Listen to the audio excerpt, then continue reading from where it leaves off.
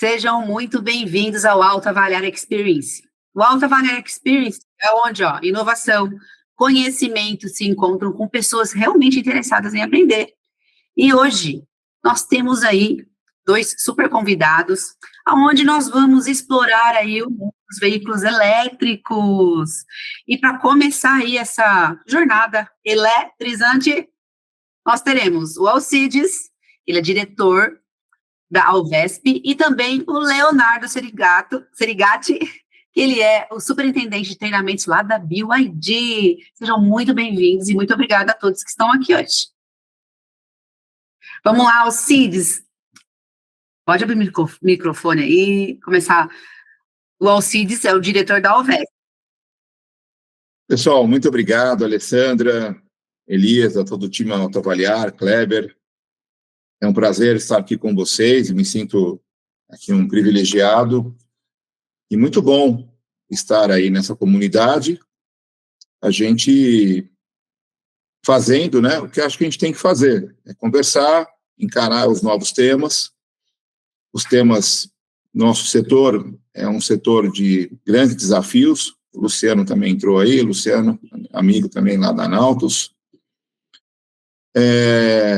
Eu sempre falo que a colheita reside na semente, né? Então, a gente tem que semear, fazer as coisas de forma correta e, sobretudo, discutir, enfrentar os temas que são novos para a gente de frente, bater papo, interagir, para poder desmistificar o que é. Eu acho que esses bate-papos são muito produtivos, porque a gente hoje tem mais dúvidas do que certezas. Né? Então, nem acho que a gente vai sair daqui craque com tudo, mas é o início. E eu acho que o papel do autoavaliar é fundamental, sendo um player de tecnologia, né, que sempre tendo o papel de inovação, trazendo sempre boas soluções aí para o setor.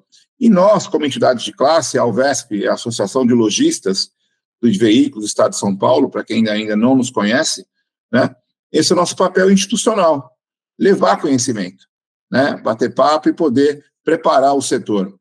Olha, eu estou no ramo há 35 anos, né, e eu só sei que nada sei. Né, então, todo dia a gente aprende uma coisa nova, né, e para quem está aí no setor também faz tempo, né, talvez até o pessoal lembrou, né, carro a álcool um dia você vai ter um, né, e carro elétrico também, entendeu? Então, é uma matriz energética nova, a gente não pode desconsiderar o tamanho desse tema, sobretudo, né, o impacto que as montadoras vêm causando aí no setor, né? Então, eu acho que participar é uma questão estratégica, né? É uma questão de sobrevivência, né? E a informação é a grande arma, né, positiva para a gente poder se preparar com isso. E eu tenho certeza, o Leonardo é um grande conhecedor do tema, estivemos agora recentemente na BYD, fazendo um treinamento também de capacitação, que penso que é um pouco que falaremos aqui hoje ao longo desse nosso encontro. Eu tenho certeza que ao final desse bate-papo de hoje, nós vamos sair muito melhor do que quando entramos. Então, me sinto honrado e estou aqui para ajudar no que for possível e preciso. Muito obrigado. Obrigada, Alcides. É a parceria aí com a Alvesp. Leonardo, por favor, seja bem-vindo. Muito boa noite aí a todos, mais uma vez, né, Alessandra, Elias, Kleber, todo o time aí, Autoavaliar, a comunidade aqui. Obrigado pela oportunidade, né? Eu vou me apresentar em seguida, acho que quando começar a apresentação, deixo aí para não fazer 2 vezes, né? Não cansar a turma aí à toa. Mas mais dizer assim, que estou muito feliz de verdade, como bem disse o Alcides. Temos conversado, eu represento a BYD, vocês estão vendo a camisa aqui, sou engenheiro de formação e conversado desde nossa rede de concessionários, com a sociedade em geral, corporações como os bombeiros, como polícias, como governos, e também a Associação de Lojistas do Estado de São Paulo, né, Alcides? A Alvesp tivemos o prazer aí de trocar experiência, trocar informação, e hoje eu espero, eu até escolhi aqui, né, Alcides, né, todo o time do Autoavaliar, me permitiu, eu mudei um pouco aqui a apresentação, eu falei, vamos aproveitar esse encontro aqui para contar uma historinha, né, rápida, assim, por que estamos aqui falando de veículo elétrico, afinal de contas? Acho que isso é importante. E aí, claro, abrir também espaço para as dúvidas e perguntas. O tempo que a gente tem, felizmente temos, mas infelizmente não dá para falar de tudo, né? Então, espero que seja um primeiro de outros encontros. Eu desde já, me faço à disposição aí de vocês para bater papo. Quase não gosto disso aqui, viu? Quase nada. Que bom, maravilha. Nossa, obrigada. Você vai querer colocar sua apresentação? Fique à vontade, tá? Então, já vou colocar aqui minha janelinha. Está aqui, veículos elétricos. Deixa eu dar um share aqui direto. Eu vou colocar a tela inteira, e aí vocês já devem estar vendo. Se vocês deram aqui, só me fala se está legal, já está na tela, eu começo a brincadeira aqui. Ok. Então tá bom. Então, direto aí deixa eu esconder só essa barrinha, pronto. Eu montei da seguinte maneira aqui, né, gente? Então, oficialmente aí, né, novamente aí, boa noite a todos. Chamei o título Tecnologias e Tendências da Eletrificação de Veículos no Brasil, porque afinal de contas, não vamos nos aprofundar em nenhum tema técnico. Fiquem tranquilos que, apesar de engenheiro, eu não vou entrar no detalhe do detalhe, e quem quiser depois vai ficar com o meu contato aí para papos mais técnicos específicos aí. Só me apresentando, então, sou Leonardo Seregatti, minha formação é em engenharia mecânica automotiva, e já faz mais de 20 anos que eu trabalho nesse setor. Adoro, gosto muito de mobilidade, gosto de automóveis, trabalhei com as empresas que vocês estão vendo aí, e hoje estou na BYD do Brasil. Comecei aqui em ônibus, trabalhando com ônibus, fazendo testes de durabilidade, homologação, dando suporte aí toda essa história aí que começou no Brasil desde 2014, que a BYD está no Brasil, e eu estou há 2 anos e meio na BYD. E aí, há um pouquinho mais de um ano, tive a oportunidade de passar para a área de treinamento. Então, tenho a felicidade de hoje poder falar com toda a rede no Brasil, falar com clientes e também com vocês aqui, tá? Vamos voltar lá em 1800 e alguma coisa aí, 1900, tá? A primeira onda que eu chamo dos veículos elétricos, só para dar um pouquinho de contexto. Não sei se todo mundo sabia, né? Eu até carinhosamente chamei aqui de fase de protótipos, né? Que desde 1828, perdão, né, lá na Hungria já tinha alguns experimentos fazendo, alguns vão olhar, parece um dínamo, parece, né? Mas é um motorzinho elétrico, tá? Conceitualmente falando. Em 1835, esse modelinho já saiu de uma base, aí, uma ideia simples, né? 835 também, 28, 35, e em 35 ainda na Escócia, já foi para um carro. É o que eu queria pontuar com o slide, assim, o ser humano, né, nós somos uma turminha assim fantástica, porque de uma ideia nasce um protótipo, do protótipo a gente já vê uso, vamos usar isso aqui, se tem energia que a gente colocou aqui dentro, o motor girou, a gente já pensou na roda, vamos fazer a roda girar, literalmente. Tá? Ô, Léo, caiu sua apresentação, você consegue colocar novamente, por favor? Opa, lógico. Obrigado a você. Deixa eu voltar aqui. E obrigado por me avisar. Muito bem, fiz minha apresentação. Estava aqui nos protótipos, então só dando a continuidade aqui. Agora todo mundo ok? Só me fala que está na tela? Tá ok, está na tela. Os protótipos, então, são criados, já tinha essa ideia 1820 e tanto, foi para um carro, e a gente evolui até 1859, onde tem na França aqui a primeira notícia, o primeiro registro histórico de uma bateria recarregável. Tá? Obviamente ela não era de íons de lítio, isso aí levou mais tempo aí depois para chegar, a gente chega lá, mas ainda 1859, não sei se vocês sabiam. Tá? 1881, tá? Também na França, primeira vez de um veículo a bateria registrado historicamente nas ruas. Então, quando alguém fala que carro elétrico é coisa nova, nessa fase que nós estamos vivendo, sim. Eu só queria pontuar com vocês que ele é mais antigo, um pouquinho mais antigo que isso. Tá? Aí tem uns exemplos na Inglaterra, lá 1884, na Alemanha, 1888. Reparem que todos ainda eram bem primitivos, né, ou arcaicos, ou seja, eram as carroças que, ao invés do cavalo puxar, passaram a ter agora uma fonte aí de bateria, enfim, com motor elétrico ali tocando.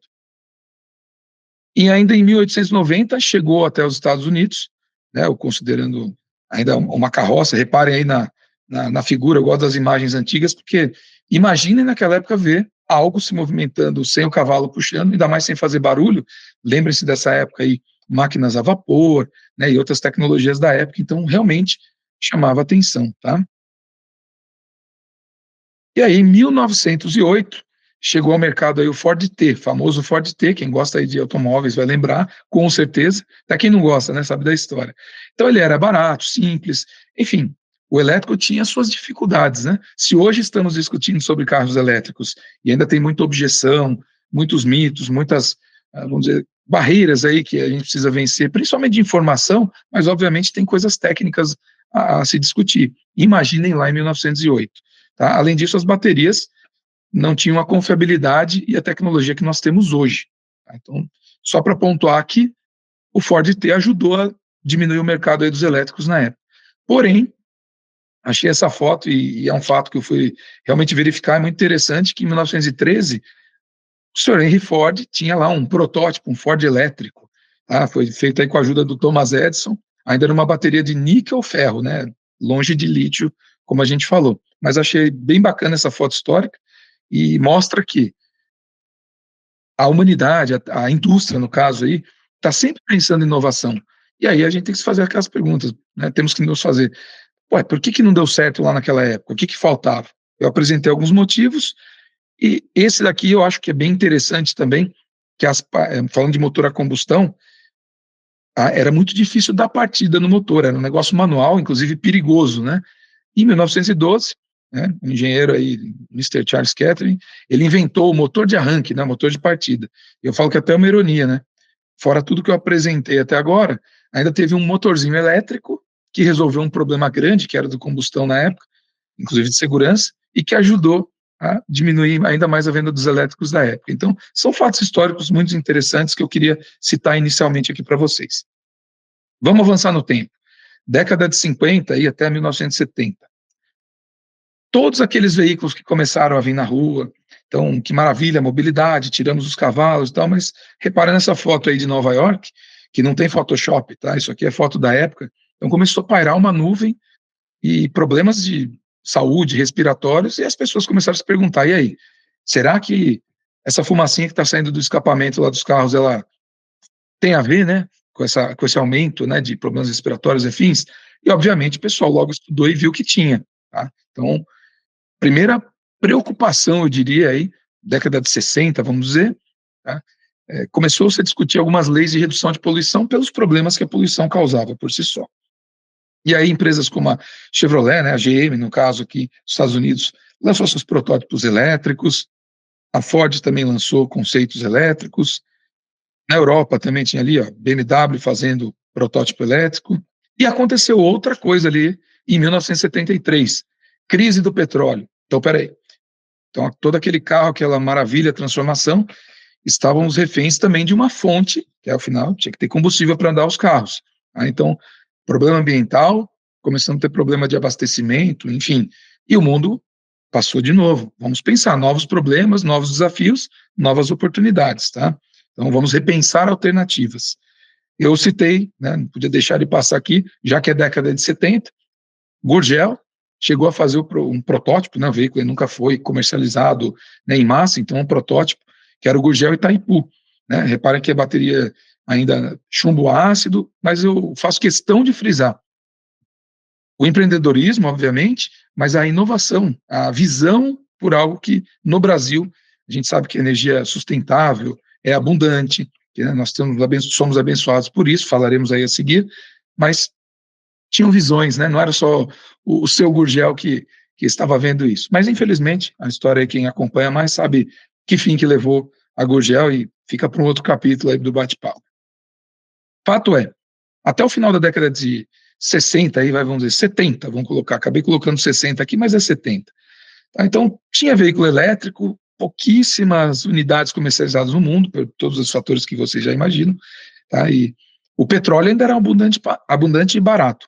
Aí repare aqui que a gente teve aqui o embargo, né, dos países árabes. Isso aqui é o gráfico histórico de preços de petróleo, desde 1860, aí chegamos aqui, né, 1970, aí, né, um pouquinho mais de 100 anos depois, subiu. Aí tivemos Guerra do Golfo, e assim vai, né, tem demanda global, foi aumentando, e aí, lei da oferta, procura, e tudo que a gente vive até hoje. Então, gente, só queria trazer para dizer assim, problemas ambientais, né, saúde, dependência de uma fonte só de combustível, né, que é o petróleo, e aí o mundo estava em discussão. Na década de 80, aconteceu um negócio interessante também, que uma turma ali de Oxford, né, liderada aqui, pesquisadores, né, liderados por esse senhor, na época era bem mais novo aí que na foto, eles desenvolveram aí o cátodo, né, a partir de óxido de lítio cobalto. Foi, né, o princípio das baterias de íons de lítio modernas. Não vou falar aqui hoje também de aula de química, sopa de letrinha, NCM, LFP, fica também para outro capítulo, mas o fato é, se eles não tivessem pesquisado e conseguido concluir com sucesso essa pesquisa, hoje não teríamos, talvez, toda essa tecnologia de segurança nas baterias dos veículos que tornaram eles viáveis, tá? E em 2019 eles receberam um prêmio Nobel de Química, tá? Comprovando que realmente foi um estudo, está transformando, não é que transformou, ainda está transformando o mundo moderno. Na década de 90, tivemos aí combate mais severo às emissões de poluentes, e aí eu cito na Califórnia. Teve um programa lá que era o Zero Emission Vehicle Program, Califórnia, nos Estados Unidos, puxando, né, a fila ali, vamos dizer, e vamos traduzir para o bom português. Até então, tem preocupações, tem discussões, senta numa mesa de negociação, mas não tinha tanto incentivo. E aí a Califórnia chegou e falou, olha, fabricantes de veículos, se vocês puserem produtos, tecnologias que vão ser menos poluentes, menos emissão, vocês vão ser beneficiados financeiramente, mais dinheiro no bolso de vocês. E aí as coisas começam a andar. Então, não vamos nos enganar, né? O mundo só evolui significativamente a transição de tecnologias quando tem incentivos e leis, então tem que ter papel de governos, tem as necessidades latentes, aí, né? Ou seja, tudo que eu apresentei até agora, poluição, dependência, e tem incentivos fiscais para quem fabrica. E aí a coisa começou a acontecer. Nos Estados Unidos, ainda, em 97, a própria GM lançou a Chevrolet S10 elétrica. A Ford foi lá e lançou uma Ford Ranger elétrica. Reparem que os veículos ainda, externamente, né, eram os mesmos, só substituiu a parte de powertrain, né, o trem de força dele. Esse carro é muito emblemático, quem gosta de estudar o tema, recomendo até, tem livro, tem série, vocês podem procurar aí, que é Quem Matou o Carro Elétrico, e fala sobre a história do GM EV1 ou EV1. Eu até brinquei aqui, né, provoquei aqui, descontinuado misteriosamente, porque existem teorias, né, que vão desde as técnicas até teorias da conspiração. Por que esse carro não deu certo lá? Tem vários relatos dos donos que gostavam de andar nos carros, os carros tinham performance, enfim, não vou ficar dando muito spoiler, não. O fato é que eles sumiram. Detalhe, a GM nunca vendeu um EV1, eles faziam leasing, e por isso que esse carro sumiu. Quando a GM decidiu, tiraram o leasing, devolve os carros e o resto é história. Mas quem gosta de história, entra aí. 97, esse é um marco muito legal da história também dos veículos eletrificados, que foi o ano de lançamento do Toyota Prius. Tá? Foi o primeiro híbrido de produção em série, 1997, gente. Então, tem um tempinho. Agora, detalhe, ele era híbrido, mas não era plug-in. Vamos seguir aos anos 2000, então. Fiz questão também de destacar aqui, lembra lá, das tecnologias lá em 1800 alguma coisa, 1900, não tinha uma confiabilidade muito alta, não tinha segurança, né, durabilidade, e as coisas evoluíram. Então, aqui nos anos 2000, a gente começou a melhorar muito a parte dos chips, né, dos processadores. Então, reparem aí no histórico que eu coloquei, que lá em 1950, então tinha lá o chip, né, como eu pus aí entre aspas, né, só estou usando a linguagem tradicional aí, linguagem que a gente mais vê, tinha um transistor dentro. E aí, entre 60 e 70, vocês veem que foi evoluindo, 80, 90, nos anos 2000, 592 milhões de transistores no chipzinho. E aí, em 2024, a NVIDIA, né, lançou essa placa deles, uma GPU aqui, a Grace, que está com 208 bilhões. O que eu quero dizer é só o seguinte, pessoal, nada acontece por acaso. E tudo que a gente está vendo da revolução aí, da transformação, disrupção, como vocês queiram chamar dos veículos elétricos, parte disso, grande parte disso, é a capacidade de processamento. Inclusive inteligência artificial, que eu também não vou entrar, mas que tem muito a ver com os veículos conectados e inteligentes que a gente fala dos eletrificados. Aqui é também um comparativo para quem gosta de tecnologia, que lá na década de 60, Apollo 11, para chegar lá na Lua, tinha um processador aí de 0.043 MHz e uma memória RAM de 64 KB. E o homem chegou, pousou na Lua, voltou e por aí vai. Em 2003, o iPhone 5S já oferecia 1.3 GHz e uma RAM de 1 GB. Foi o primeiro a ter 1 GB de RAM. Por isso que eu coloquei ele aí. Então, a evolução é nítida e é óbvio que todo mundo sabe que cada vez mais o passo da evolução tecnológica ele está mais rápido. Então, o que levava 10, 20, 30, 50 anos para evoluir, agora evolui em meses, né? Anos, talvez meses. Em 2008, então, tivemos aí também a Tesla Motors, pela primeira vez aí que um elétrico com alto desempenho e uma boa autonomia, né, ele chamou atenção para os padrões da época, inclusive a estética do carro, o pessoal gostava, só que o carro custava $100 mil ou mais, né, enfim. O fato é um veículo puro elétrico que chamou atenção, né, gerou muita mídia. A Tesla até hoje tem grande aí participação de mercado nos elétricos, né, nos veículos aí no mundo. Esses ficam somente atrás da BYD, que é a maior fabricante de veículos eletrificados aí no mundo. E em segundo lugar vem a Tesla. Então, 2008 e 2008 também, a BYD lançou o primeiro híbrido plug-in do mundo. Então, podem procurar aí nos livros de história, tá, que a BYD, em 2008, 16 anos atrás, lançou esse veículo. Então, já era um híbrido plug-in. Óbvio que ainda no mundo não havia uma demanda enorme de veículos dessa tecnologia, assim como não havia para o puro elétrico lá da Tesla. Tá? E lembra que tinha o Toyota Prius também, que tinha alguma venda aí significativa, falando em números. Tá bom? Então, isso é 2008. E aí, para concluir essa década, ou essa época, tivemos Nissan Leaf, Chevrolet Volt, que era um híbrido, chegando às vendas aí em 2017, quando historicamente 1 milhão de veículos eletrificados, né, elétricos, foram atingidos. Então, olha o gráfico, 2017, 1 milhão, a gente fechou o ano de 2023, foi 14,3 milhões. Nesse gráfico da Bloomberg que eu peguei, ainda estava com 2023 e tinha um Ezinho ali no final. Mas era estimado, né, projetado, mas fechou o ano de 23, 14,3 milhões. Então, não precisa nem falar muito mais a velocidade que isso aí acontece, e só está crescendo. Eu nem trouxe 24 para não gerar muita polêmica aí. Vamos esperar o ano fechar. Por fim, para concluir essa viagem aí, vamos falar no tempo, a gente chegou até o ponto de ter uma categoria mais alta do automobilismo, né, que são as fórmulas, com a Fórmula E. O powertrain elétrico, a tecnologia elétrica chegou na categoria, no Olimpo aí do automobilismo mundial. E não é só chegar, é uma categoria que tem cada vez mais público, as corridas são, vamos dizer assim, boas de assistir, né, tem turma interessada nisso, né. Eu até destaquei aqui, esse é um veículo que é a geração 3 da Fórmula E. Reparem aqui, acho que dá para acompanhar meu mouse, né? A aceleração desse veículo, ele está em 1,82 segundos, né? O de 0 a 100 aqui aproximado, 0,60 milhas. Ele consegue já ser mais rápido do que um Fórmula 1 na aceleração. O que ele não está mais rápido que o Fórmula 1 é na velocidade final. Ele ainda está em 320 km por hora. Está limitado, tá? Lembrando disso aí. Vai chegar uma hora que ele vai passar. E ele tem capacidade de regeneração, obviamente, é um veículo elétrico.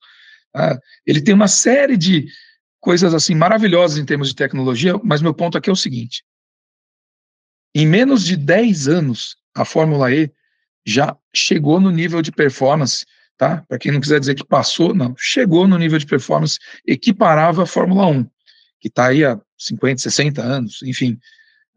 O que eu quero pontuar, gente, é assim, não tenham dúvida, eu acho que vocês não têm dúvida, quem acompanha aí a parte de mundo automotivo, evolução tecnológica, que vai levar pouquinho tempo para a gente ver na mesma pista aquele comparativo, né, que a gente adora ver no YouTube, um carro de Fórmula 1 e um carro de Fórmula E, onde o Fórmula E vai superar o tempo de volta ou outros requisitos aí técnicos, né, da física. É só reparar, os fabricantes de supercarros, de hipercarros aí no mundo, hoje os modelos de maior performance, né, os mais fortes, eles têm powertrain híbrido já. Tá? Quando não, essas marcas têm também veículos 100% elétrico, com 4 motores, etc., inclusive a BYD. A BYD tem uma submarca que chama Yangwang, que tem um SUV gigante, que é capaz, inclusive, de boiar, né, atravessar rio, na água, ele gira em torno do eixo, e também tem um super esportivo, né, um hipercarro, que faz também 0 a 100 em 1,8 segundos, etc. e tal.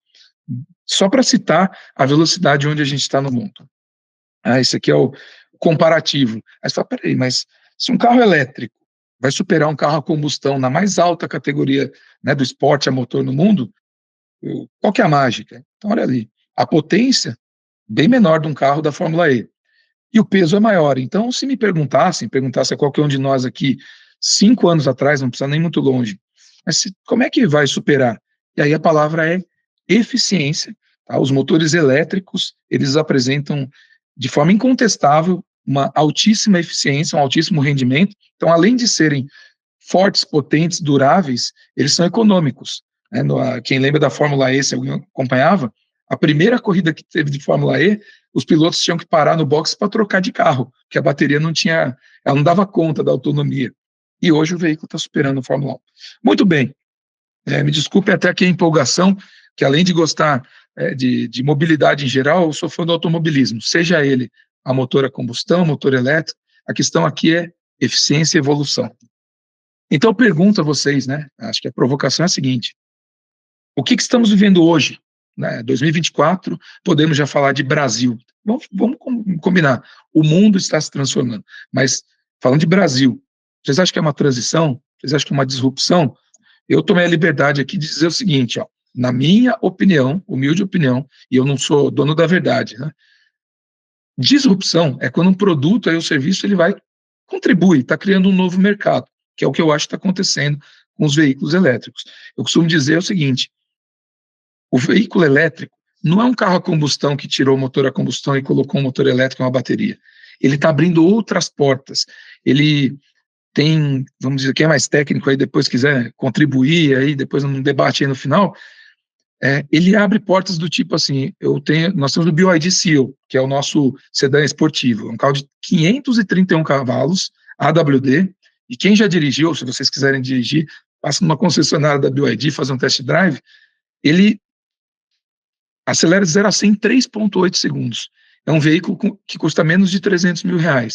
Também não dava para imaginar isso no Brasil, esse nível de performance, que é de carros que superam a marca de 1 milhão, 1,5 milhão de reais, e um carro que dá para usar no dia a dia. Então, ele dá para usar no dia a dia, ele tem performance, tem durabilidade e ainda é sustentável. Isso não é algo que estava na mente de caras como eu aí, que são, como eu brinco assim, né, são os dinossauros aí da indústria automotiva. Se alguém me falasse isso 10 anos atrás, eu falo, não, ficção científica, não vai acontecer. E hoje pode ser comprado em qualquer concessionária BYD. Então é um mundo novo, para mim é uma disrupção. E, enfim, já leram a parte de baixo, né? Eu até brinquei ali estou brincando do CD para o iPod, né? Do cavalo para o carro, porque, de fato, pode chegar, dependendo do nível que ele vai ter de transformação, de disrupção, a eliminar um produto ou um mercado existente. Então é muito cedo para falar, é só uma provocação. Eu pergunto daí a vocês, né, façam mentalmente uma reflexão.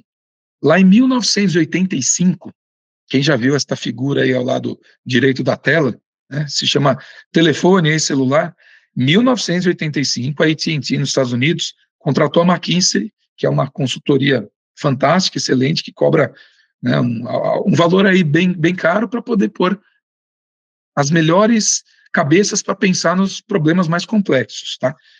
Eles perguntaram lá, McKinsey, estou lançando esse produto, telefone celular, quantas assinaturas vocês acham que vão ter aí em 15 anos? No ano 2000, a McKinsey fez lá seus estudos, 900 mil. Aí eu pergunto você, quanto vocês acham? De verdade, quanto que chegou no ano 2000? O número, 109 milhões de assinaturas no ano 2000 a AT&T tinha desse serviço. Aí fica a pergunta, peraí, os especialistas, até coloquei entre aspas ali, eram as melhores cabeças da época, as pessoas que estavam dizendo, não, a gente conhece, vamos pegar isso aqui, o potencial dessa tecnologia aderir ao mercado, etc. Então, as melhores cabeças da época nesse sentido, erraram por 120 vezes. Aí faz a gente refletir aqui, peraí, a gente ouve muito falar diariamente de veículo elétrico é bolha, veículo elétrico não vai pegar, é só modinha, é só para gente rica, é isso, etc. Então, são muitos pré-conceitos, ou são muitas opiniões, só que quando a gente olha no passado, também tinha esse ceticismo, né, vamos dizer, por parte aí dos especialistas da época. E o mundo mostrou que a população quer tecnologia, quer melhorar a nossa vida, ser mais sustentável, etc. e tal. Tudo que eu apontei até agora. Eu até brinquei aqui, né, que geralmente os experts são os que desprezam as oportunidades disruptivas. Então, CEO da Microsoft, lá em 2007, quando perguntaram o iPhone, né, o iPhone foi lançado em 2007, né, zero chance do iPhone conseguir uma participação no mercado. Aí você fala, peraí, iPhone, né, todo mundo já teve, tem ou conhece alguém que teve, ou já ouviu falar do iPhone. Aí por aí vai outras menções aí, né, essa segunda da Bloomberg, o impacto será mínimo. Aí eu falo, será que foi mínimo o impacto do iPhone no mundo? Ele só transformou a indústria de telefone e transformou as nossas vidas, que daí outras empresas como Samsung, Huawei, Xiaomi, e por aí vai, né, N, né, Motorola, todo mundo aí transformando. Quem lembra bem de 2007, lembra lá que existiu o BlackBerry, e BlackBerry também não vai, iPhone, ninguém vai querer ficar pondo o dedo na tela, porque a tela vai sujar, vai ficar com a digital. Vocês lembram? Eu tenho certeza que eu estou falando, um monte de gente aí tá dando até risada, vai lembrar disso daí. E o que eu escuto diariamente aqui? Objeções com os veículos elétricos. Ah, mas não tem onde carregar. Ah, mas não sei se vai pegar. Eu não sei se o Alcides depois vai contribuir, Alcides. Né, dá para revender o veículo elétrico? Alguém quer? Então a gente vê hoje na internet muita opinião, né, são os experts, mas tem pouca experiência. Ou seja, então eu acho que vai dar, eu acho que não vai dar. E nós que estamos trabalhando aqui na indústria, né? Autoavaliar, que está se transformando, trazendo novas ferramentas para ajudar, né, nas avaliações de veículos. A Alvesp, que eu citei aqui, que está o Alcides, a gente falou de mercado de usados. Eu que estou na indústria, né, um monte de colegas aqui que tem outras indústrias, muitos entrantes aqui no mercado brasileiro. Então a gente tem que se perguntar, será que então é bolha, é moda? Vamos seguir em frente. O que seriam os elementos necessários, então, para a gente ter a tal disrupção que eu falei? Primeiro, custo de tecnologia. Ninguém vai transformar, né, ou vai romper nenhuma barreira se não for acessível uma tecnologia. Então, é apenas um gráfico mostrando assim, que na vertical está o custo em dólares do quilowatt-hora, ou seja, bateria, tem lá o pack de baterias, dependendo do tamanho do carro, a gente está lá, por exemplo, eu tenho lá o Dolphin Plus aqui da BYD, ele tem 60 kWh no pack de bateria. Então, lá em 2008, se eu pegasse esse pack de 60 kW, cada quilowatt aqui, vamos pôr no constante, que é a conta mais justa aqui, que está atualizando o dinheiro em função do tempo. Seria que $1.350 por quilowatt. E aí chegamos em 2022, custando 180. E em 2024, só não consegui um gráfico legal para pôr, a gente já está falando de fechar o ano em $100. Então não preciso dizer a velocidade e por que os carros elétricos estão aparecendo em custo, né, competitivo. Então também é outra coisa que eu escuto muito aqui na BYD. Ah, mas como é que a BYD consegue vender um carro importado, pagando imposto de importação, com tanta qualidade e tão barato? Ah, não é possível, tem pegadinha. Então as pessoas, é só olhar os dados, ó. Um deles é esse custo de bateria. E pensem que todas as tecnologias agregadas aí para que o elétrico exista, também estão caindo na mesma proporção. Outra coisa importantíssima é a tal ou são as tais, né, das tecnologias-chave. Eu citei algumas, então. Concordam comigo que foi evoluindo? Ó, sensores, internet das coisas, inteligência artificial, machine learning, robótica, energia solar, sistemas de armazenamento que daí inclua as baterias, as próprias baterias do veículo, impressão 3D, processo de produção. Isso tudo ajuda a baratear o custo de produção, o tempo de você ter a ideia, fazer um carro conceito, manufaturar e colocar no mercado. Então, tudo isso eu estou só citando pontos para vocês que estão trazendo a tecnologia, a oferta de veículos elétricos mais próxima do nosso dia a dia, e não se enganem, cada vez mais rápido e mais barato. Internet 5G, serviço de nuvem, Big Data, Open Data, blockchain e novos materiais, como o grafeno, por exemplo. Pô, grafeno, mas Léo, você está falando de carro elétrico, grafeno? Gente, aguardem, porque seja na construção mecânica, né, física do veículo, em várias aplicações, até mesmo dentro da própria bateria, o grafeno é um cara que a gente vai ouvir falar bastante. Tá? Então, estou só provocando aqui, jogando fatos, né, fatores, na verdade, perdão, que eu acredito que estão contribuindo para essa disrupção. Nada disso também funciona se a gente não tiver convergência de tecnologia. Então, eu falei, bom, vamos lembrar, lá em 2007, quando o iPhone foi lançado, por que o iPhone foi lançado em 2007 e não 2006, nem 2008 e por aí vai? Foi só em 2007 que várias tecnologias se juntaram, convergiram, seja ali armazenamento de dados, foi caindo o custo, né, de armazenamento, então foi possível criar ali um armazenamento físico que fosse viável ter, né, o telefone, salvo engano, era $700 ou $800 do iPhone quando lançou, né, o dinheiro da época. Tá? Então, óbvio que não é de graça, mas era acessível. Questão da imagem digital, né, os pixels, aquela coisa da definição, rede, sem internet, o iPhone não teria dado certo também. E as telas, sensível ao toque, por aí vai. Tá? Bateria de lítio. Eu estou querendo só dizer, se não tiver convergência das tecnologias, não adianta ter nenhum dos dois outros fatores que eu falei para vocês. E as necessidades latentes. Falei ali de temperaturas em alta, que no Brasil a gente já viu, fora desastres naturais, né, mais recente é impactante, nossos colegas gaúchos lá sofreram bastante, até hoje, né, tem todo um passivo aí ambiental disso daí, impactos reais nas nossas vidas, empregos, empresas e etc. Tá? Aumento de nível do mar, crise energética global. Então, falar de energias sustentáveis, limpas, redução de emissão de carbono, desculpa, gente, mas não é só no pejorativo, papo de ecologista, porque por muito tempo a gente usou esse jargão para falar, isso aqui não me interessa, é só meia dúzia aí que está falando disso, gritando. Gente, está nas nossas vidas, está transformando o planeta. Se a gente não fizer alguma coisa, vai dar problema lá na frente, por assim dizer. E aí, o que tem de ações globais? Então, não vamos migrar ou não vamos transitar para novas tecnologias porque a gente quer, mas vamos porque precisa. Tem leis sendo feitas no mundo inteiro. Eu trouxe uma tabela que eu não vou ler detalhe por detalhe, depois eu posso até compartilhar essa apresentação aí com vocês, mas só para citar ali, eu destaquei Brasil. Então, tem projetos de lei, foi proposto vedar a comercialização de veículos novos até 2060. Projeto de lei, isso lá em 2017. E tudo vai mudando, as necessidades globais vão mudando, isso aí pode adiantar, pode atrasar, enfim. Mas na China, e quando eu falo NEVs, são veículos de nova energia, tá? É só terminologia em inglês. Então, nas principais regiões aí de controle, poluição do ar, até 2030, deveria representar 50% das vendas de veículos novos. Gente, nós estamos em 2024, o mercado chinês já bateu 50% de venda de veículos novos movidos a nova energia, sejam eles híbridos ou puro elétricos. Era para 2030.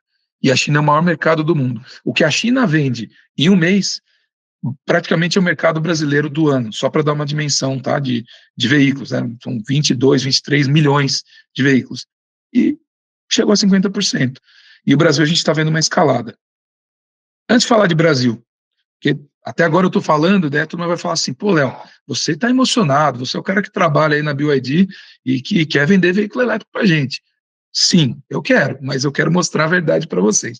Então, dentro aqui no J.D. Power, outros, né, institutos de pesquisa, tem o EV Volumes, que é um deles, poderia trazer outras fontes. Reparem que a barra cinza são os ICEs. ICE é o veículo a combustão interna, motor a combustão interna, perdão. O azul são os veículos híbridos plug-in, e verde, veículo pura bateria. Tá? Então, repara o que está acontecendo no mundo. Está parando de vender carro? Que é outro mito que existe aí. A gente escuta, as novas gerações não querem saber de carro, né? Não querem mais dirigir. Tá, mas queiram dirigir ou não, a população aumenta, a mobilidade é um dos fatores assim, né, essenciais para a vida moderna, especialmente em grandes centros. Carro está vendendo, gente, só que está mudando assim, nitidamente quais carros estão comprando novos. Então, veículos puros a bateria, híbridos plug-in, e está caindo. Desde 2019, venda de veículo a combustão novo está caindo e vai continuar caindo, por vários fatores que eu já apresentei. Se a gente pegar, então, participação, market share, né, aquele gráfico lá seriam números absolutos. Então, repara, 2019, veículos de nova energia, 3,2%, né, 5, 11, 2022 era 18,5%, fechou, né, 18,5%, e 2035 a previsão é chegar a 90%. Aí eu arrisco dizer que provavelmente a projeção está errada. Eu acho que antes de 2035 a gente tem chance de chegar. E, de novo, não é porque eu sou emocionado, não. Lembra que eu trabalho faz 20 anos na indústria, leio muito, acompanho muito, e eu estou vendo a transformação e a adoção rápida dessa tecnologia. Pois bem, para seguir aí já para acho que a reta final aí para a gente concluir, né? Falei bastante, mostrei dados, mas onde a gente vai chegar com isso? Segundo, né, Agência Internacional de Energia, e tem outras inúmeras fontes, quase 1 em cada 5 carros vendidos em 23 era elétrico. Você fala, pô, lembra lá, 18% em 22, 2023 já estava batendo 20%, e agora está tendo boom. Vocês estão acompanhando as notícias e tudo que está acontecendo, inclusive aqui no Brasil. Se a gente fizer um comparativo aí com 2019, aí falando de Brasil, tá? Se eu pegar aqui, ó, 2019, tá aqui, 12 mil veículos, vou arredondar. Quando a gente vai para 23, bateu 94 mil. Então, o crescimento, né, muito rápido. Aqui em 4 anos, 9 vezes. E 2024, eu não trouxe o número, gente. Se preparem aí, ó, já vou falar. Só a BYD, em 2024, até o mês passado, o número estou arredondando aqui, a gente emplacou, né, venda, né, emplacamento, 42 mil veículos. Somente a BYD, que é a líder nesse segmento. E aí tem todos os concorrentes aí que também estão vendendo, aumentando o market share. Só para ter uma ideia de como a gente está em 24. O gráfico fala mais do que 1000 palavras, né? Então, olha a rampa que foi feita, isso tudo na mesma escala. 18, que tinha alguma coisa, 19 começou e pum, 22 foi o ano que disparou.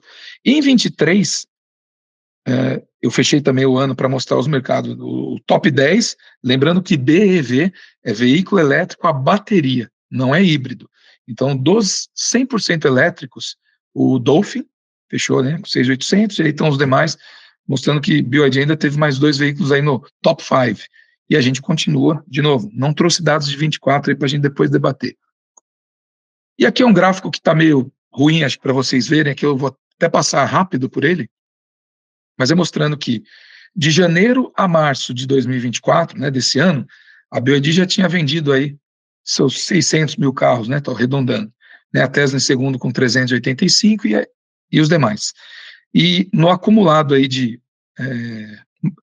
modelos mais vendidos, a Tesla tem o Model Y aí, que era o veículo mais vendido até março, 264 mil, seguido de BYD. Repara que no top 10, né, mundial, a BYD está com 6 veículos dos 10 eletrificados mais vendidos no mundo. É isso que eu queria dar relevância. Então, vocês vão ver muita propaganda aí da BYD, rede social, televisão, rádio, enfim, patrocínio, né? Quem gosta de futebol e tem visto a BYD, nós somos a maior fabricante, desenvolvedora dessa tecnologia no mundo hoje, e somos número 1 em vendas. Então, quando a gente fala, eu trouxe os dados para não parecer também que, o pessoal da BYD fala, todo mundo fala que é rei disso, primeiro naquilo, mas a BYD, de fato, tem os números aí para comprovar. E aí, no Brasil, uma breve passagem, né? A gente está falando de regulamentação, todo mundo já viu o assunto regulamentação de carregamento, estacionamento, que teve uma chamada pública dos bombeiros aqui no estado de São Paulo, a gente tem participado, estamos provendo informações, enfim, são muitas discussões aí que existem, graças a Deus, tem que ser feitas, né? NBR, quem mais? Também, né, o próprio CREA, os governos estão discutindo leis até municipais, isenções fiscais e por aí vai. A gente chega lá na parte final.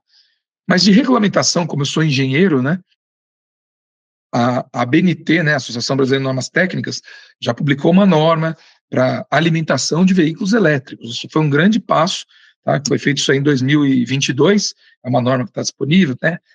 Meus colegas aí, técnicos, engenheiros, a gente tem discutido muito sobre essas e outras que estão por vir. Então está muito legal esse momento aqui para a gente realmente fomentar a tecnologia. Se não fosse tão relevante a tecnologia, o Brasil não estaria falando sobre isso e nós não estaremos aqui também falando sobre isso, tá?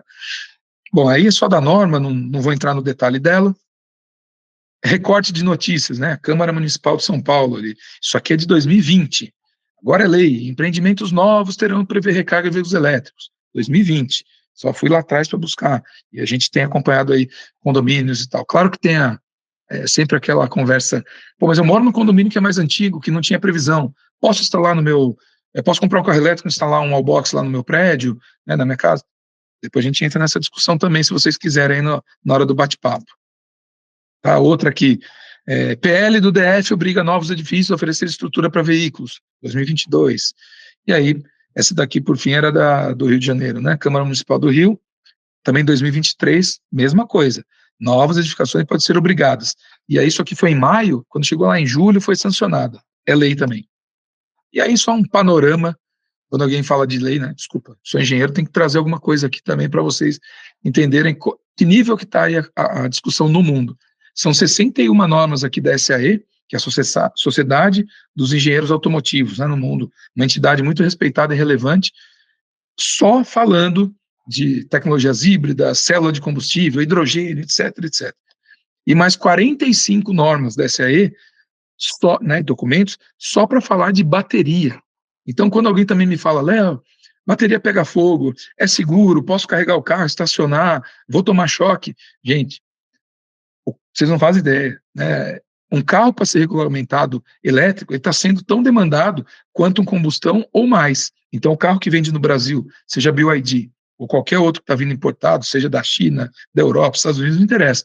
Você tem que passar pelos órgãos regulamentadores no Brasil. Então, não tenho dúvida, é um calhamaço assim, de papelada que a gente apresenta para os órgãos, regulamento, então está tudo certinho, tudo testado e aprovado.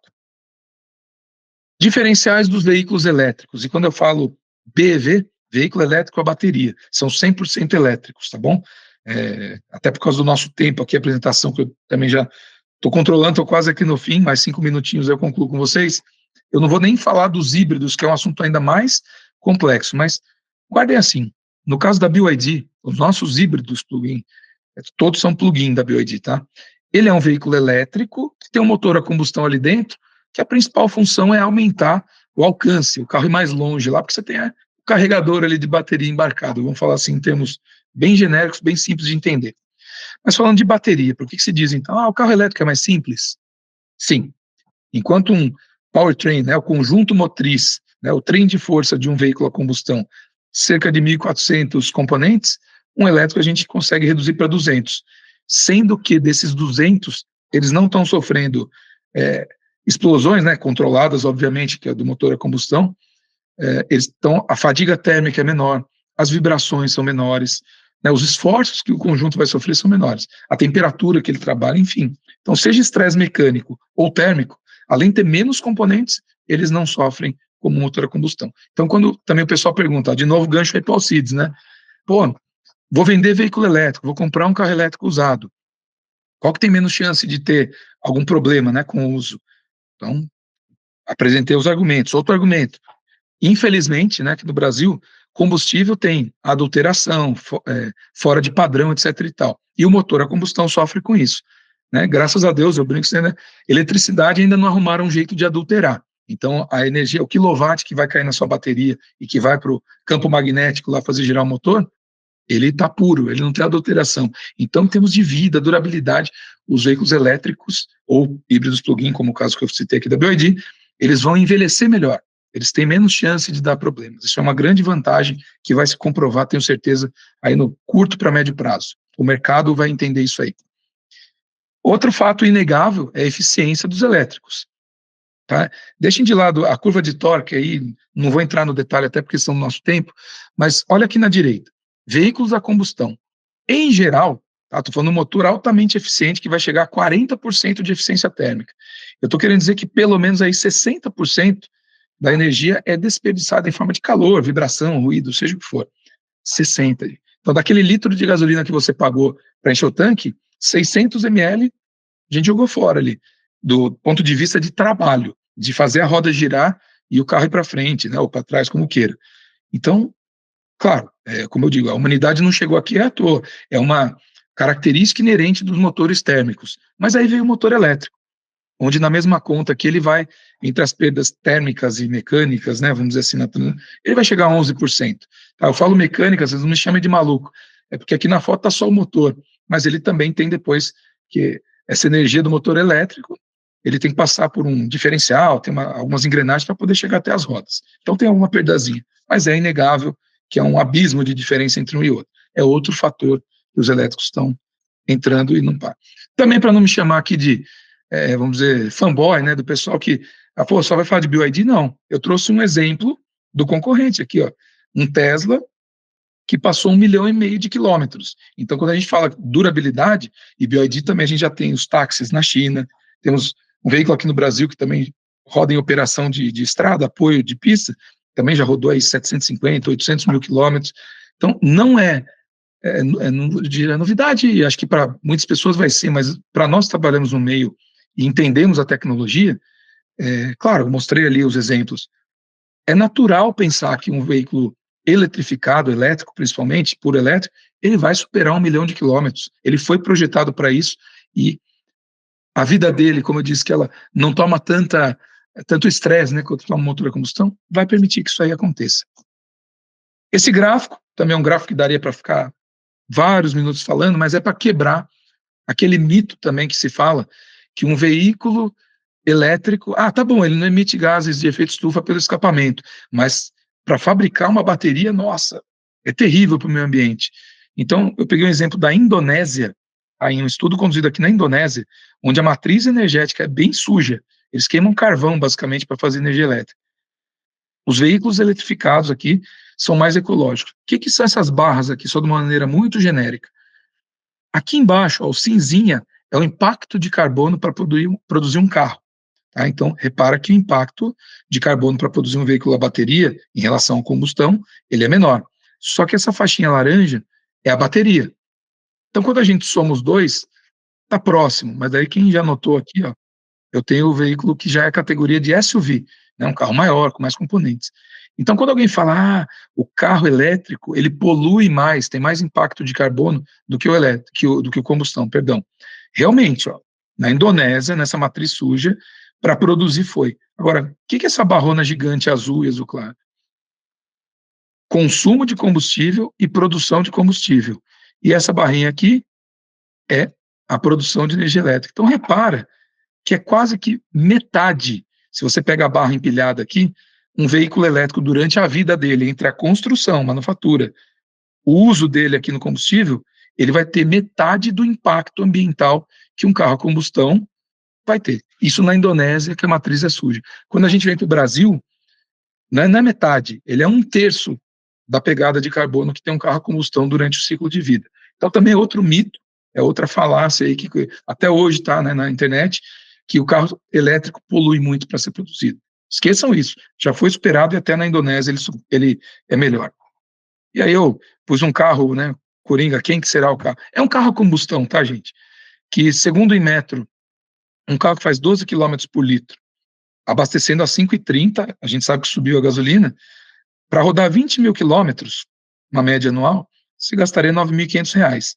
E no BYD Dolphin, segundo dados do Inmetro, estou pagando R$1 no quilowatt-hora aqui, vai para 3.700. O que eu estou querendo dizer? Só no combustível, um carro elétrico, além de não emitir carbono ali pelo escapamento, etc., tudo que eu falei, você ainda vai ter mais dinheiro no bolso, quase R$6.000 em relação a um carro comparável de preço combustão. Outra coisa que só o elétrico faz para você. E se for híbrido plug-in? Vai ser uma conta um pouco menor, mas ainda assim vai ter vantagem financeira, né, ou econômica, como queira. Por fim, e aí concluo aí, meu tempo já estourado aqui, uns 2 minutinhos, me perdoem, mas que tomara, né, eu acho que sim, e tomara que provoque aí uma boa discussão no final. Próximos passos. Então estamos aqui, 2023, né, Rádio Senado aqui, que o CAI pode aprovar incentivo para veículo elétrico. Isso aí estava lá, projeto de lei, etc e tal, etc e tal. Tudo bem, isso era 2023. Na China, vamos falar de mundo, surpreende ao prorrogar incentivo para carros elétricos até 2027. Não é segredo para ninguém que o governo chinês criou um ecossistema, um ambiente que estimulou toda essa indústria na China de mobilidade a focar em veículos de baixa emissão de carbono, elétricos e híbridos, tá? Então também a outra falácia, outro mito aí da internet, tem gente que fala, não, mas a China está dominando esse setor porque o governo chinês está por trás botando dinheiro, está botando um cheque lá nos carros. Mentira, gente. O que aconteceu lá foi que, há mais de 10 anos atrás, o governo chinês virou e falou, olha, nós vamos criar condições para que vocês produzam, desenvolvam a tecnologia, criem patentes, gerem emprego, e eles fizeram o carro elétrico, enquanto outros países, outras indústrias, decidiram que não, vamos continuar investindo na matriz atual. E agora que a gente está nessa transição, é natural que tenha choque de opiniões, choque de ideias, choque de interesses, mas o fato é, a China, o governo, né, todo o ecossistema de negócios favoreceu esse boom, né? E não tenho dúvida, aqui no Brasil, a BYD sabe, somos líderes, como eu falei, mas a gente sabe que a concorrência está vindo, e estamos preparados, estamos lançando mais produtos, contratando mais gente e fazendo uma fábrica em Camaçari, tá? Então, a fábrica começa a operar no início do ano que vem, quando não alguma atividade já esse ano, e é prova de que a BYD veio para ficar no Brasil, produzir carros elétricos aqui para os brasileiros, com tecnologia desenvolvida no Brasil também. Inclusive, dentre elas, já foi noticiado um motor flex para veículos híbridos aqui da BYD, sendo desenvolvido com engenheiros também da equipe aqui do Brasil. Aí tem, como eu disse, né, o mercado está mexendo com tudo e com todos, né? Então, a pergunta, isso é da Autosport, né? Por que os fabricantes de carros do Brasil querem que você pague, né? Abre parênteses, ainda mais caro por automóveis. E aí é aquela história, a Anfávia pedindo aumento de impostos, e aqui, por favor, pessoal, não me entendam mal, né? Eu acho que todas as entidades, todas as empresas podem e devem defender os seus interesses. Então, eu só estou mostrando que está movimentando o mercado. Se não tivesse tendo uma adoção grande de veículos elétricos, etc., não ia ter esse tipo de discussão. Sabe quem ganha? Você que quer comprar um carro. O mercado. O fato da BYD ter vindo para cá, está tendo esse sucesso de vendas e outras montadoras também, né, isso mostra que os carros vão se tornar melhores, com melhor conteúdo tecnológico, mais sustentáveis e mais acessíveis dentro da possibilidade da realidade brasileira. Isso é ótimo, tá, que está acontecendo. Só estou trazendo fatos.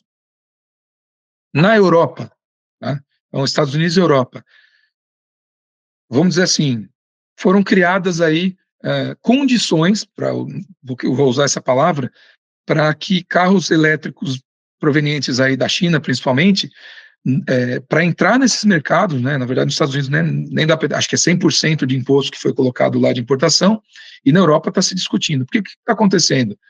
A mesma coisa que no Brasil. Está vindo uma tecnologia nova, menos poluente, que entrega valor para o cliente, só que tem uma parte da indústria que fala, opa, peraí, vamos taxar esses carros e não vamos deixar entrar aqui. Aí eu vou dar a minha opinião de Leonardo, já que me deram espaço aqui, eu faço questão de deixar claro para vocês. Como engenheiro da mobilidade e como consumidor, eu torço para que as tecnologias sustentáveis ajudem a transformar o mercado no bom sentido. Quem ganha é o consumidor, a população e o próprio planeta. Aliás, a BYD tem um mote aqui que é contribuir para reduzir 1 grau na temperatura da Terra, tá? Então, é possível, tá? Tem gente que, eu falo isso aí, o pessoal dá até aquela risadinha, imagina, é possível, gente, através da redução de emissões de CO2. E, concluindo aqui, vamos bater recorde em 2024, lembra que eu falei dos 18 milhões, né, que a gente atingiu acumulado lá do 2023, tá? Esse ano, vamos embora, deixa para a gente falar de número mais quando fechar o ano. Brasil, isso aí é para a gente concluir com chave de ouro aqui. Existe um programa chamado MOVER, Programa de Mobilidade Verde. Salvo engano, faz 3 semanas, não, vai fazer um mês, que foi sancionada a lei, já tem 89 empresas, né, de 9 estados aqui que já se habilitaram no programa, que eu vou traduzir para o bom português. Eu só me falha o número exato, mas são mais de 30 bilhões de reais em incentivos, né, fiscais, enfim, vantagens aí que as empresas que já estão cadastradas, que apresentarem projetos para redução de impacto de carbono, né, desenvolvimento principalmente na mobilidade, entre esse ano e 2028, vão receber incentivos. Aí a provocação, a pergunta que eu deixo aqui para vocês para concluir é a seguinte: com todo esse movimento, com tudo que eu apresentei até agora, estamos vendo aí o programa Mover, que agora é lei e está acontecendo. Vocês acham que não está transformando? Vocês acham que realmente o futuro que a gente fala já não está acontecendo diante dos nossos olhos? Sim, ele está acontecendo. Eu não tenho dúvida nenhuma, mas gostaria da opinião de vocês aí na discussão. O fato é, e a mensagem que eu gostaria de deixar, oportunidades estão aí à nossa frente. Seja para trabalhar na indústria como eu trabalho, para quem vai vender carro para o segundo, terceiro, quarto dono, aí, que nem os associados aí do Alcides, todos os demais, e a sociedade, a população, tem mais escolha, liberdade para escolher qual carro. Quero comprar um combustão? Ótimo, vai lá e compra, os carros estão aí. Quero comprar um carro híbrido, plug-in, elétrico?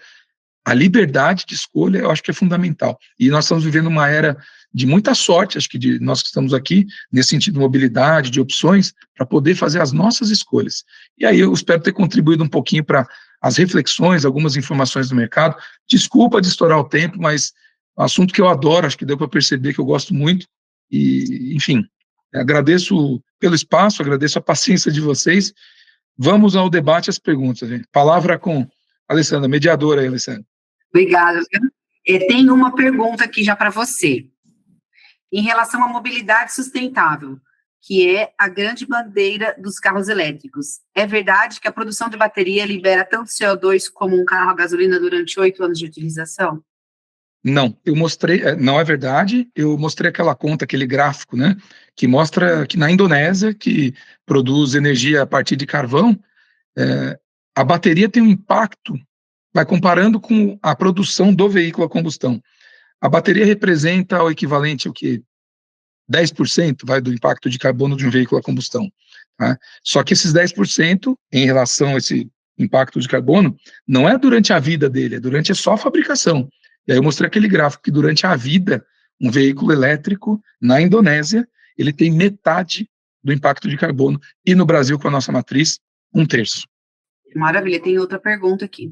Conforme sua análise evolutiva de veículos elétricos, como você avalia essa tendência de adesão do Brasil para veículos 100% elétricos, frente à nossa infraestrutura para suportar esse aumento nas vendas?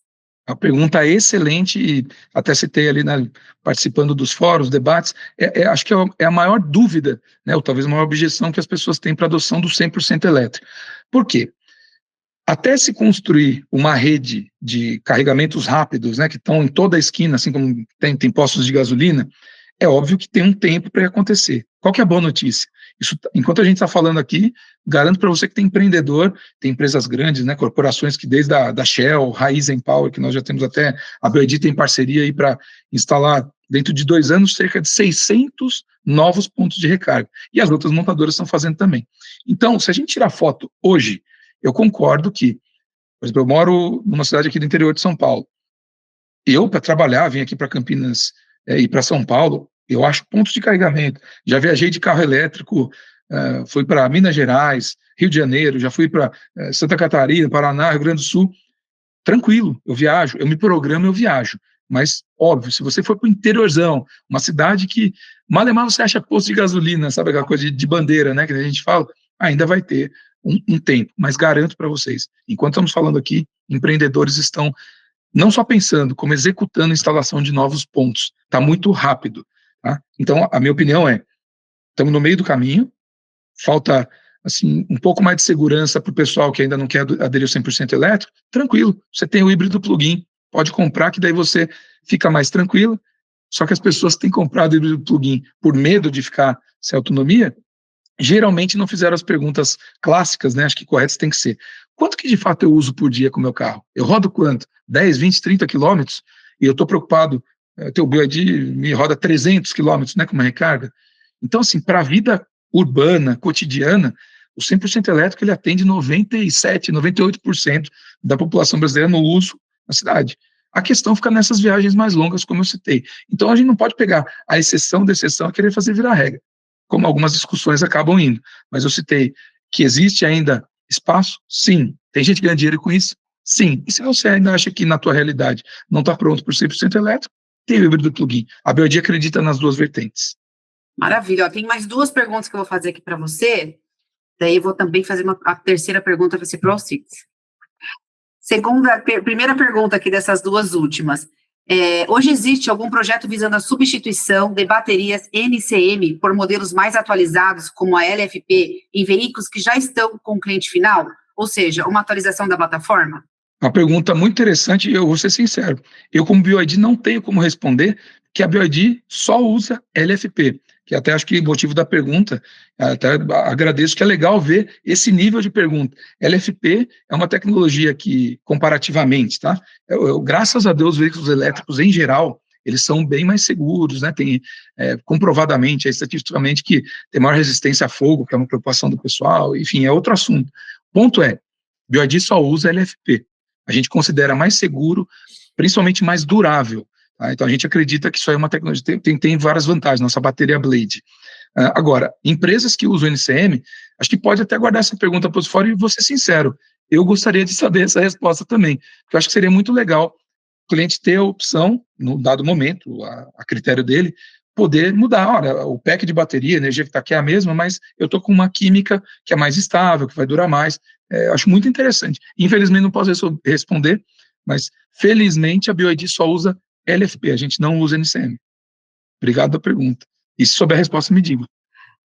A última pergunta aqui para você, Léo. Qual o tempo para ser lançada a bateria de sódio? E quais seriam os benefícios dela em comparação com a lítio? E quantos carregadores que a BioID vai instalar para os carros vendidos? Existe alguma conta?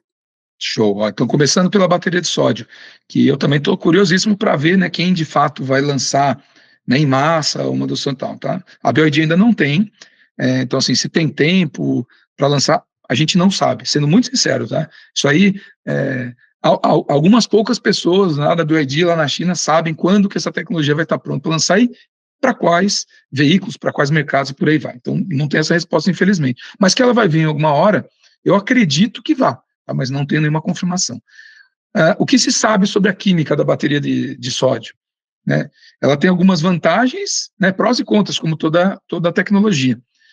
É esperado, através aí de estudos acadêmicos e afins, que ela seja bem mais barata, então vai tornar ainda mais acessível a adoção de veículo elétrico, mas um desafio que ela tem hoje, que se fala aí muito no nível de acadêmico, pesquisa, é que a densidade energética dela, comparada a uma LFP, uma NCM, ainda está um pouco distante. Então, traduzindo, se a gente está preocupado com a autonomia dos veículos elétricos, né, o alcance dele, 300, 400, 500 quilômetros com uma recarga, então, peraí, a gente precisa melhorar. Aí você fala, ela é mais barata, só que eu preciso colocar mais bateria no carro.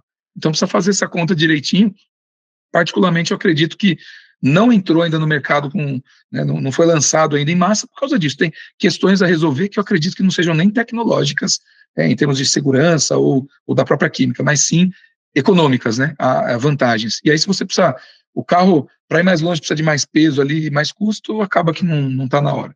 E, por fim, a última pergunta, a parte final da pergunta, Alessandra, falou da bateria e tinha mais uma aqui.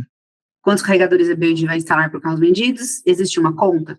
Conta existe, tá? Não só a BioID, como todo mundo está fazendo essa conta, é aquela história da demanda e da oferta. Então, como eu citei, a rede está crescendo, a BioID tem um aplicativo que as pessoas podem procurar onde é que estão os postos de recarga, né, ir até eles, dependendo do caso, até para fazer reserva, e como incentivo nessa tecnologia, ou seja, instalação de novos pontos, a BioID tem uma divisão interna aqui que cuida de carregadores, tá? Tem sistemas de armazenamento, energia fotovoltaica, tem um pessoal dedicado nosso aqui de carregadores, expansão de rede. Nós também temos parcerias estratégicas, cito aí como exemplo uma que é pública e já foi bem divulgada, a Easy Power, começou com 600 pontos novos aí em 2 anos que a gente vai instalar junto com eles, podendo chegar até 1.000. Tá? Nosso vice-presidente, o Alexandre Baldi, fala bastante aí nos podcasts, né, nas entrevistas coletivas, que a BioID ela enxerga que no Brasil é necessário, vamos dizer, essa forcinha, essa contribuição da indústria. Né? Eu costumo brincar assim, via de regra, a BioID vende os veículos, tá? Veículos, baterias, etc. O posto de gasolina, né, o posto elétrico não seria o negócio principal, mas aqui no Brasil a gente já tem essa unidade de negócio e temos as parcerias estratégicas. A conta aí é um negócio mais complexo que eu não vou tomar tanto tempo aqui, mas acreditem que está evoluindo muito rápido. E aí tem N players aí no mercado, como eu disse, empresário gosta de fazer negócio, empreender e ganhar dinheiro. E vender energia para reabastecimento, recarga de veículo elétrico, é um bom negócio que está se mostrando realidade. Maravilha, muito obrigada. Agora eu vou perguntar para o Alcides. Alcides, como a associação vê essa infraestrutura nossa de mercado de veículos elétricos e quais são as oportunidades para as lojas? Muito boa, Ale, mas eu queria só pontuar que o Germano deixou mais uma pergunta lá que foi sobre autonomia real, que eu acho que se o Léo quiser completar, acho que vale a pena, irmão.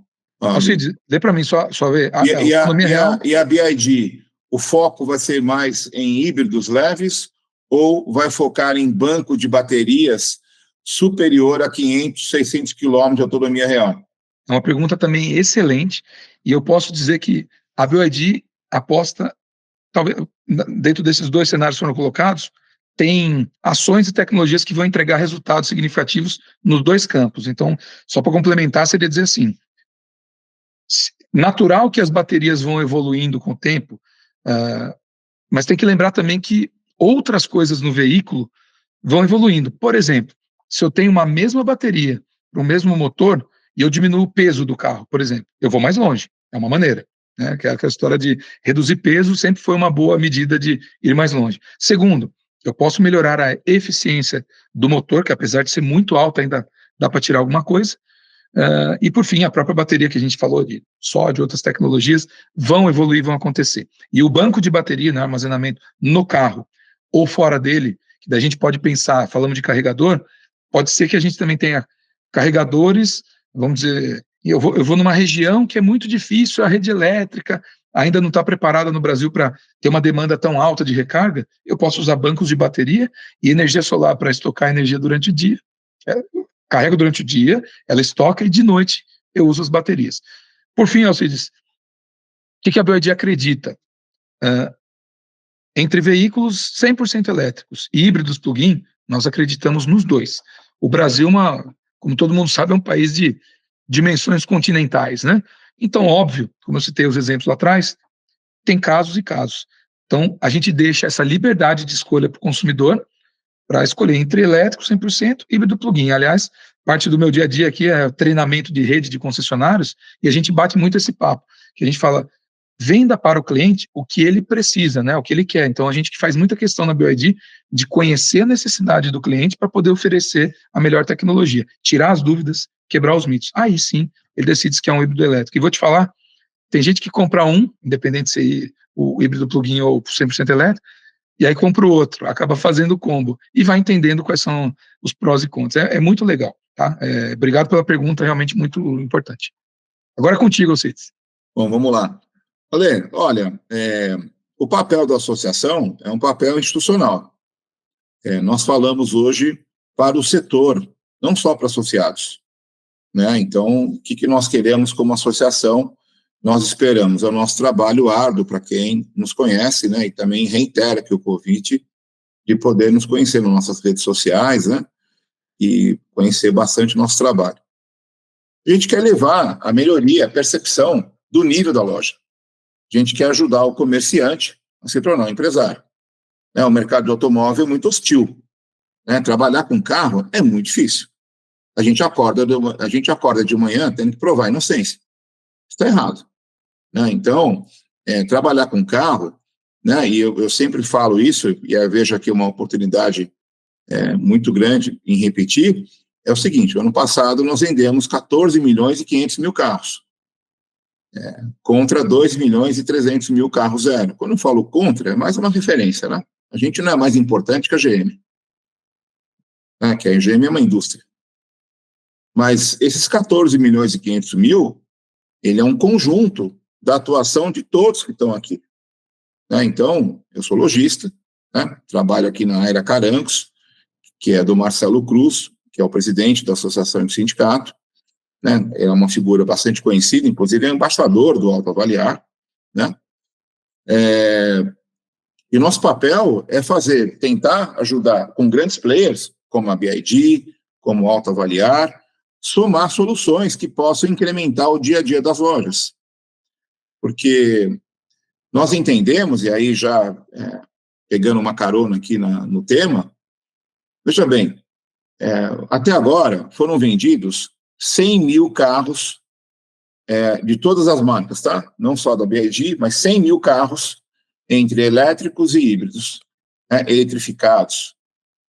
Esses carros, mais cedo ou mais tarde, estarão nas nossas lojas.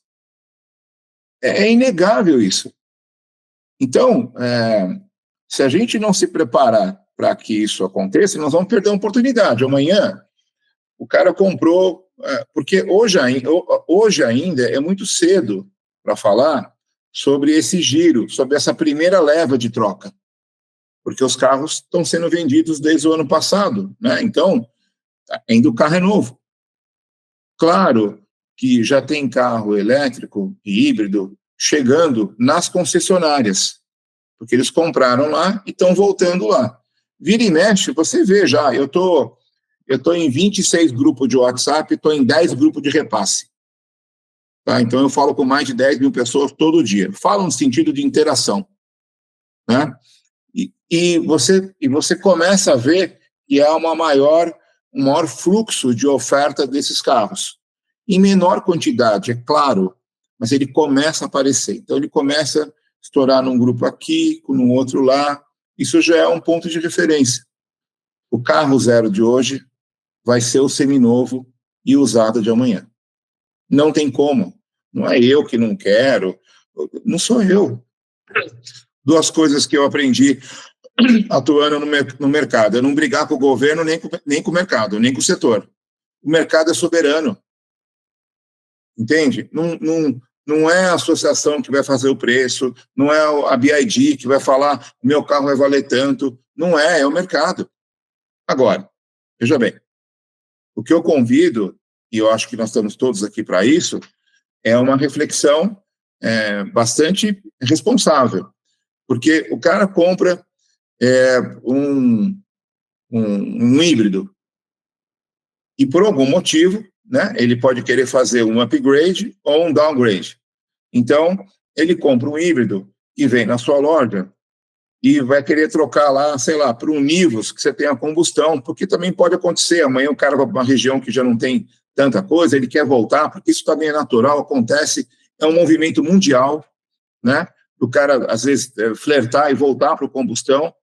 Tá, aí você, por insegurança, né? Você não quer comprar o carro do cara, ou você manda uma oferta que está tendo uma lenda aí no setor que o carro vale 30% dele. Quem perdeu a venda foi você, não foi ele. Quem perdeu a oportunidade de vender o seu carro de estoque foi você. Não o cara que deixou de fazer o negócio. Então, eu acho que a gente tem que ser muito responsável. Claro, ninguém aqui vai bancar carro e perder dinheiro. Nós somos comerciantes. E eu estou aqui falando como lojista, que sou há 35 anos. Eu acho que a gente tem que enxergar, que, como você bem disse, a oportunidade. Porque, veja bem, vai acontecer, é natural que isso aconteça, inclusive, mais rápido do que a gente imagine, que amanhã apareça na sua loja 5, 6 carros elétricos ou híbridos para você avaliar, pelo volume que tem vendendo. Entende? Pelo volume que está vendendo, vai ser muito natural que esse tipo de acontecimento seja normal. Entende? Aí você vai fazer o quê? A gente tem um grande relacionamento, né? Tem uma rede de network muito intensa. Eu tenho falado com o pessoal de concessionária, que eu também acho que tem que quebrar um mito aqui, né?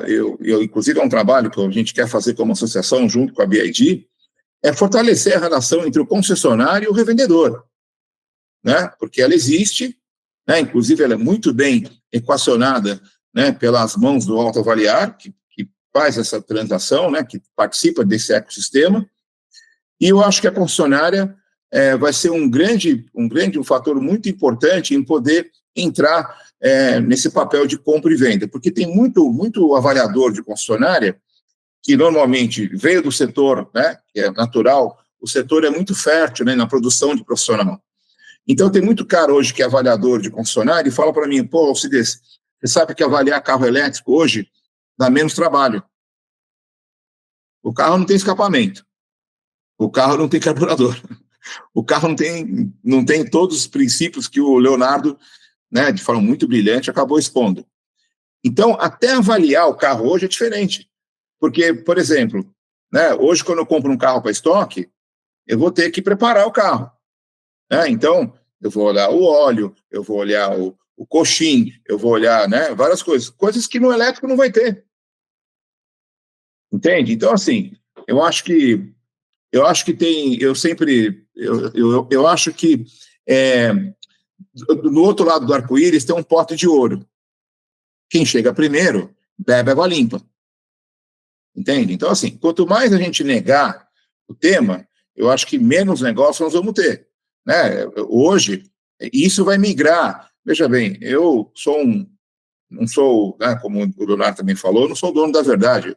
Eu só estou entendendo e aceitando que essa não é uma coisa que vai chegar, já é uma realidade, né, entendeu? Então, eu acho que a gente tem que se conectar, né, com as novidades, entender as oportunidades. Eu acho que o carro híbrido é um bom negócio, né? O elétrico, por tudo aquilo que a gente vem falando aqui, ele vai ter um tempo, mas vai ter um tempo, né? A bateria do meu iPhone 7 durava um tempo, sei lá, 4, né? Eu tenho até o iPhone 4 ali que eu guardei de recordação.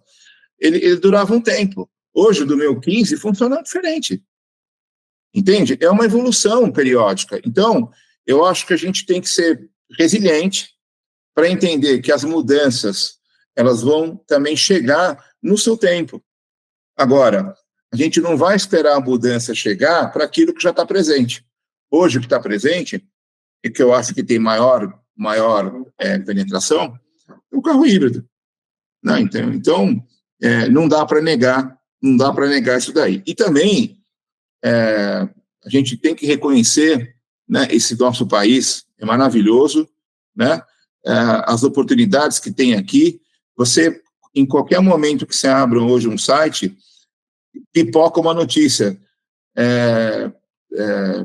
abrindo mais X postos de carregamento, porque aqui é um terreno muito fértil para o empreendedorismo.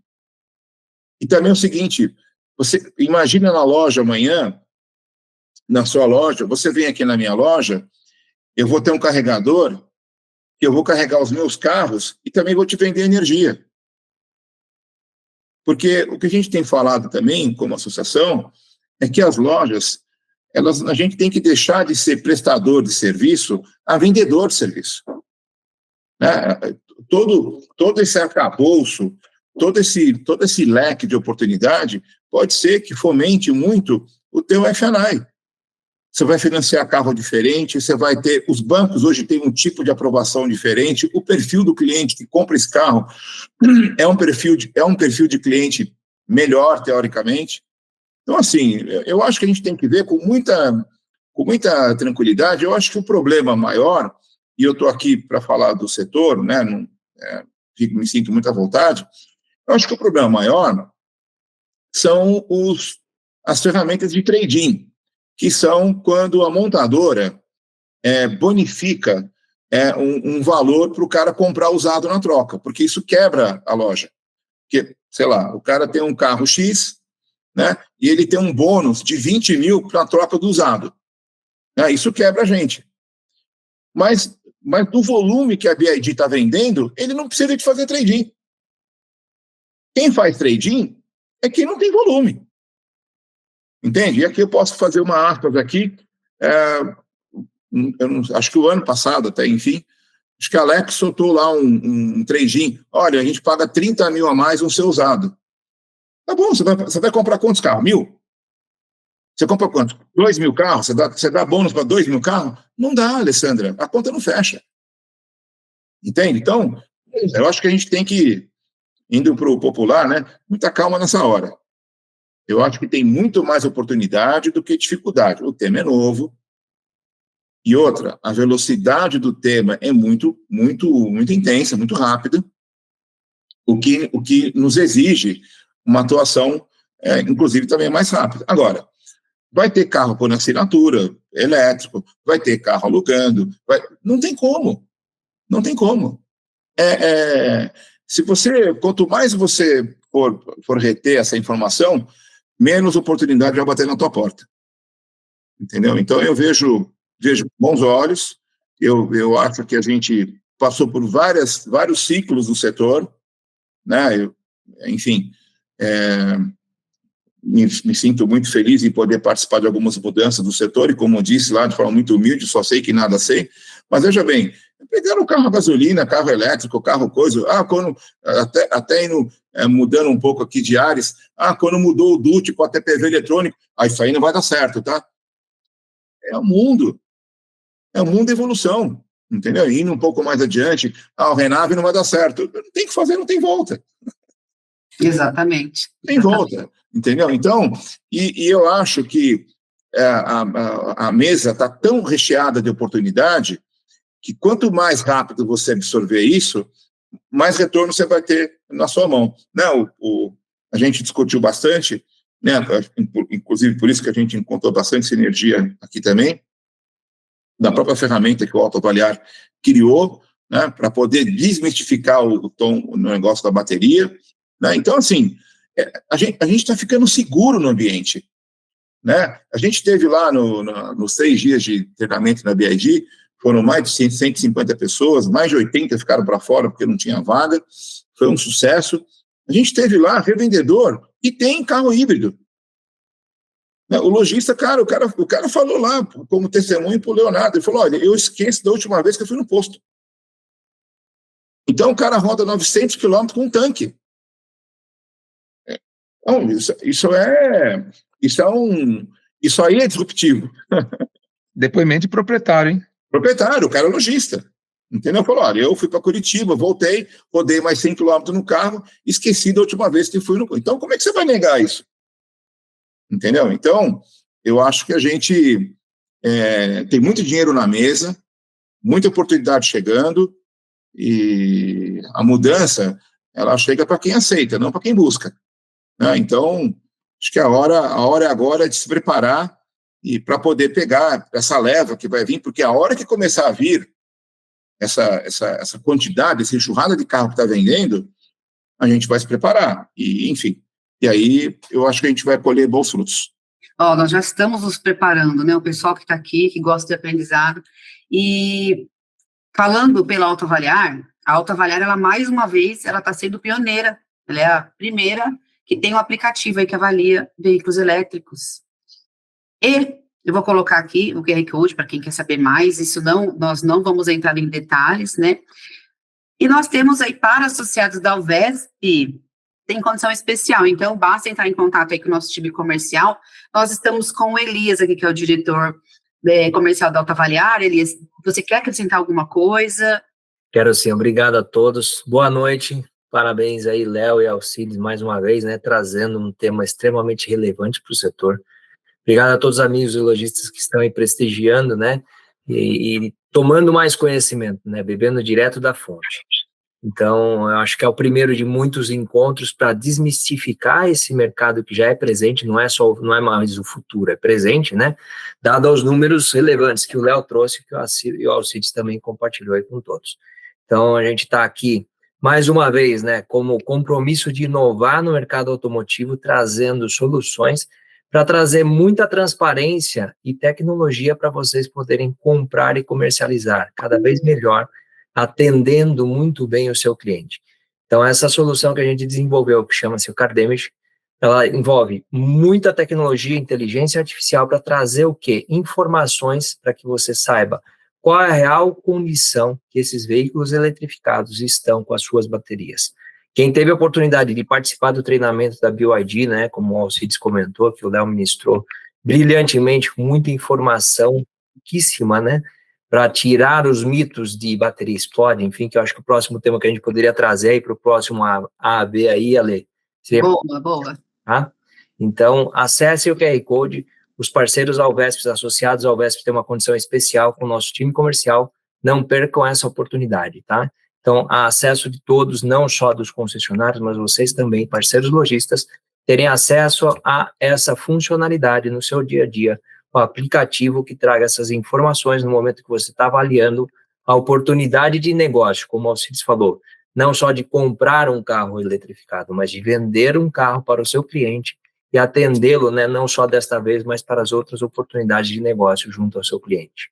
Tá? Mais uma vez, muito obrigado a todos. Parabéns aí, Alcides e Léo, mais uma vez, pelo brilhante tema e trazer, né, essa informação muito rica para todo o mercado, para todo o setor. Muito obrigada, Elisa. Olha, realmente, aqui o Francisco escreveu a apresentação de alto nível, foi mesmo. Nossa, muito obrigada, Léo, obrigada, Alcides, obrigada a todos que estiveram aqui. O pessoal está levantando a mão. Para agradecer também. E boas vendas e boas compras para vocês, pessoal. Muito obrigada. Grande abraço a todos. Obrigado, gente. Agradeço a oportunidade e contem sempre conosco. à disposição. Valeu, pessoal. Até mais, pessoal. Boa noite. Valeu, obrigado.